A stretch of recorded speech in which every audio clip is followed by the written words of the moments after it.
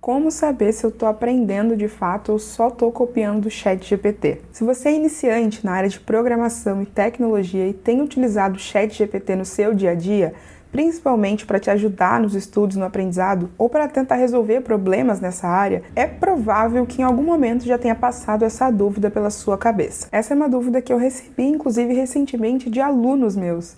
Inclusive, esse é um momento legal para contar essa novidade, se você ainda não está sabendo, além de estar trabalhando no Programação Dinâmica e nos cursos que a gente dá aqui. Eu estou dando aula no primeiro ano da graduação dos cursos de Ciência da Computação, Engenharia de Software, Engenharia de Computação e Sistemas de Informação do Intel, que é uma faculdade que tem uma metodologia diferente, baseada em projetos. Se você tiver interesse, é só você pesquisar na internet, porque esse não é o foco do vídeo. E nesse vídeo eu quero compartilhar com você as minhas reflexões pessoais do que eu tenho observado, tanto dos estudantes que eu tenho acompanhado, quanto da minha experiência também utilizando esses modelos conversacionais, esses chatbots baseados em inteligência artificial generativa. Oi gente, eu sou a Kizzy e esse é o canal Programação Dinâmica. Aqui você encontra vídeos sobre ensino de programação, ciência de dados, inteligência artificial e discussões sobre tecnologias e seus impactos na sociedade. Uma coisa que a gente precisa estabelecer e reforçar aqui é que eu não sou contra o uso desse tipo de ferramenta, como ChatGPT, Gemini e outros modelos de linguagem conversacionais.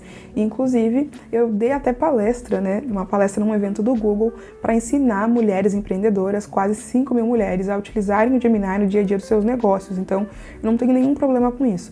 Mas sim, eu entendo que num contexto de uma pessoa iniciante ou que está aprendendo, pode ser delicado e você tem que prestar atenção em como você está fazendo o uso dessa ferramenta.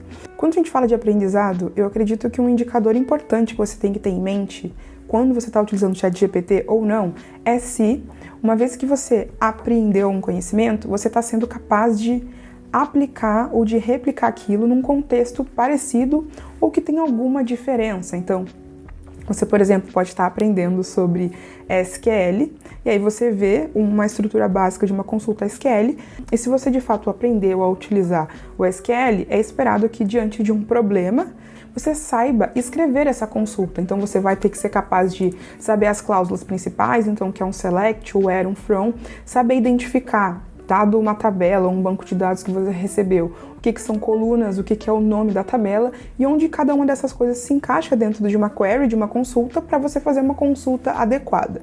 Então isso é um exemplo que eu poderia dizer de alguém que está aprendendo e está conseguindo aplicar. E é isso que a gente vai utilizar como baliza para saber se quando a gente está utilizando o ChatGPT, a gente está aprendendo ou não. E aí vai estar muito ligado também com a postura que você tem diante do seu aprendizado e do uso da ferramenta. Então, uma postura que a gente consegue observar de cara que não é boa e não contribui para o aprendizado é se você delega 100% do que você tem que fazer, por exemplo, na sua faculdade para o ChatGPT. Então, toda atividade ou exercício que você recebe, você pega ele como ele vem, joga ele direto no ChatGPT, pega a resposta do ChatGPT e entrega. A começar que isso muito provavelmente pode ir contra, a proposta do seu exercício. Muitas faculdades, inclusive, vão ter algum tipo de sanção, caso você seja pego fazendo isso. Mas, além de ser algo errado e contra as regras, a pior parte disso é você estar delegando tudo, tudo que deveria ser o seu aprendizado para uma ferramenta. Então, você está abrindo mão de aprender. Mas eu também compreendo que existem pessoas que estão no caso de que elas querem aprender, elas não estão com essa postura de querer delegar e se livrar dos seus trabalhos e atividades, mas ainda assim podem cometer alguns erros e deslizes e ficar com essa dúvida se está aprendendo ou não. Então eu acho que uma coisa que é bom evitar é essa postura de pegar um exercício exatamente como ele vem e jogar para o ChatGPT para ele responder. Mas, você tem que tentar limitar, o uso e não delegar 100% da parte do raciocínio do problema para essa ferramenta.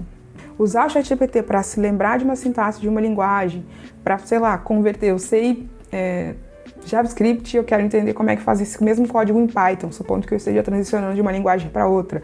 O ChatGPT pode ajudar com isso. Claro, se você tiver com essa postura de querer aprender de fato. E aí, se você está assistindo esse vídeo, eu estou considerando que você é essa pessoa. Você quer entender como extrair o melhor dessa ferramenta sem tolir, o seu próprio aprendizado. Na minha experiência, eu tenho utilizado bastante o ChatGPT, mas eu acho que eu tenho uma certa vantagem, eu diria, em relação a quem está começando a aprender agora, porque quando eu aprendi programação pela primeira vez, e já tem mais de 10 anos disso, não existia ChatGPT, então eu tive que aprender do modo mais tradicional, né? Usava a internet, obviamente, para tirar dúvidas, mas eu lia bastante livros, eu tinha que praticar muita coisa.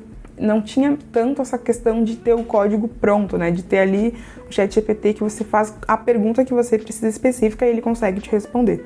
E eu, sinceramente, acho que isso foi bom para mim, porque eu não precisei fazer esse esforço de não me condicionar e não ficar dependente dessa ferramenta. Não que eu ache que agora a formação está prejudicada por causa dessas ferramentas, mas eu acho que a gente pode ter mais tentação de delegar o aprendizado, né? Que na minha época não tinha. Então, eu me recordo de ter sofrido bastante para conseguir aprender a implementar estruturas de dados, como pilha, fila, árvores, na mão, né? Assim, do zero. Não pegar uma biblioteca pronta e utilizar, mas como que eu implemento uma fila ou uma pilha na linguagem C, utilizando a estrutura de listas encadeadas, por exemplo. Nossa, isso para mim era super difícil e trabalhoso, mas foi a partir dessa experiência, né, desses fundamentos, que eu me desenvolvi na programação, não só naquela linguagem, mas hoje eu consigo trazer esse conhecimento para as outras linguagens, né? Então, ter aprendido bem os fundamentos da programação, o que é uma variável, o que são as estruturas de dados e como implementá-las,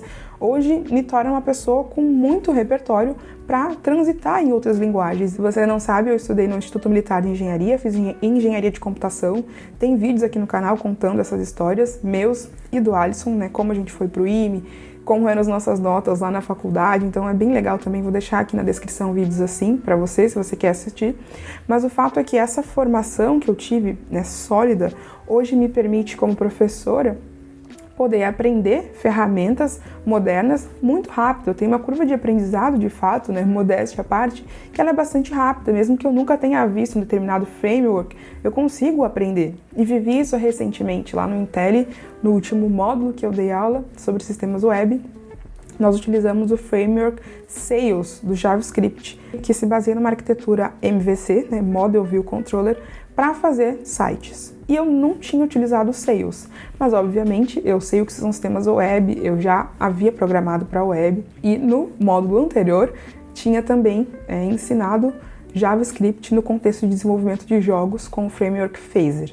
Então, ainda que eu não conheça um framework específico, pela minha base, porque eu de fato aprendi, eu consigo me desenvolver e pegar essas outras ferramentas muito rápido. E é isso que se espera de um profissional da área de programação e tecnologia, porque as ferramentas que a gente utiliza, elas estão sempre se atualizando e mudando. Então, você precisa conseguir de fato aprender a essência, a lógica por trás das coisas e como elas funcionam, porque isso sim muitas vezes vai se repetir. Então, se hoje eu usei um framework MVC para JavaScript e amanhã eu uso um framework MVC no Python, eu vou conseguir identificar as semelhanças porque a estrutura, a base, a distribuição das responsabilidades ali vai ser similar. Então tem o que se repete e o que muda. E é o fato da gente aprender bem os fundamentos que faz a gente conseguir navegar rapidamente e se atualizar dentro dessa área. Ainda sobre a minha experiência, mas agora como observadora, eu tenho visto que é bastante diferente os resultados que os alunos que se preocupam em aprender e entender usando o ChatGPT têm, dos que só estão delegando para o ChatGPT. Então, por exemplo, é comum que um aluno que está tentando aprender utilizando o ChatGPT, ele venha até mim com dúvidas do tipo: professora, tentei resolver um problema, utilizei o ChatGPT, mas não entendo essa resposta que ele me deu. Porque se você é iniciante, você não vai entender tudo, provavelmente. Então eu, por exemplo, já me debrucei com os meus alunos sobre algumas soluções de ChatGPT, ou às vezes a gente ignora o ChatGPT e começa a conversar sobre aquele tópico, né, para entender onde é que está a lacuna do aluno, mas essa conversa, ela geralmente ela é suscitada por alguém que está preocupado com o seu aprendizado, independente do uso da ferramenta do ChatGPT.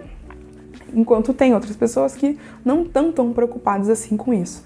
E eu acho que daqui a um tempo, né, quando esses alunos diferentes, de diferentes perfis estiverem no mercado de trabalho, vai fazer muita diferença as oportunidades que um ou outro vai ter e a forma como eles vão conseguir navegar no mercado de trabalho, se eles se tornaram pessoas dependentes da ferramenta ou se conseguiram utilizar a ferramenta para se potencializar e para potencializar o seu aprendizado. E por último, se eu pudesse deixar alguns conselhos ou considerações finais nesse vídeo, eu diria para você, mesmo que hoje você tenha à disposição o ChatGPT, que você possa aprender a estudar de outras formas. Eu acho que isso vai te desenvolver como profissional e como pessoa. Então, evite ficar dependente dessa ferramenta e explore outras formas de aprender e de estudar. Eu sei que muita gente não gosta hoje em dia de ler, mas ler livros e saber quais são os livros clássicos da nossa área ajuda bastante. Assistir vídeos, ler blogs, enfim, outras maneiras de aprender e aplicar o conhecimento que não sejam apenas depender de chatbots, de modelos de linguagem conversacionais, porque afinal de contas, se por algum motivo aconteceu o apocalipse e o ChatGPT parar por alguns dias, você vai parar de estudar? Você vai parar de trabalhar porque você é uma pessoa dependente dessa ferramenta? Não pode ser dessa maneira, né? Você tem que ser uma pessoa autônoma e utilizar uma ferramenta como essa para potencializar as suas capacidades. Pelo menos é assim que eu vejo e acho que é o ideal. E esse é o tipo de conselho, por exemplo, que eu dou para os alunos que me perguntam como utilizar essa ferramenta e se de fato eles estão ou não aprendendo. Então é isso. Esse vídeo fica por aqui. Muito obrigada e até a próxima.